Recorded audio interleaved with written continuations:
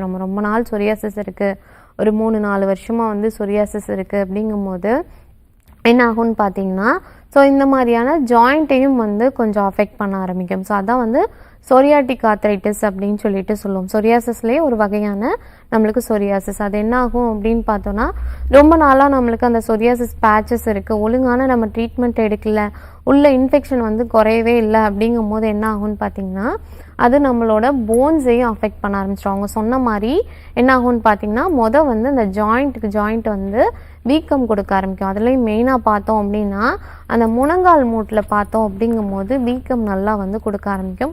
So அதுக்கப்புறம் வந்து பெயினும் வந்து நல்லாவே வந்து வர ஆரம்பிச்சிடும். ஸோ சொரியாசிஸ்க்கு வந்து நம்ம ட்ரீட்மெண்ட் எடுக்கும் போது தான் நம்மளுக்கு அந்த சொரியாட்டிக் ஆர்த்ரைட்டிஸும் வந்து சரியாக ஆரம்பிச்சிடும். இந்த மாதிரி நிறைய பேர் வந்து எனக்கு ஜாயிண்ட் வலிக்குது, ஸோ அதே போல் முட்டி நீட்டு மடிக்க முடியல, இல்லை வந்து வீக்கம் இருக்குது அப்படின்னு சொல்லிட்டு வருவாங்க.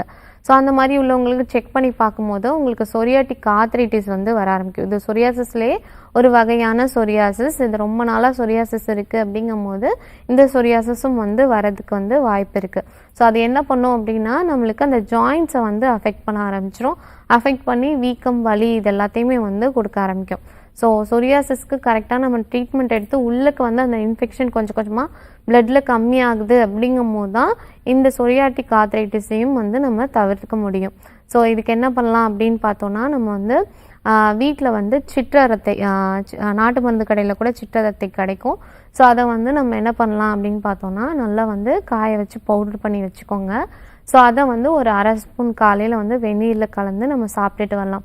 அந்த மாதிரி சாப்பிட்டுட்டு வரும்போது உங்களுக்கு நல்லாவே இந்த ஜாயிண்ட் பெயின்ஸ் எல்லாமே வந்து நல்லாவே வந்து ரெடியூஸ் ஆக ஆரம்பிச்சிடும். அதே போல் நம்ம வந்து சொரியாசிஸ்க்கு முழுமையாக வந்து சிகிச்சை எடுத்து அதை குணப்படுத்தும் போது தான் ஆர்த்ரைட்டிஸும் வந்து சரியாக ஆரம்பிக்கும்.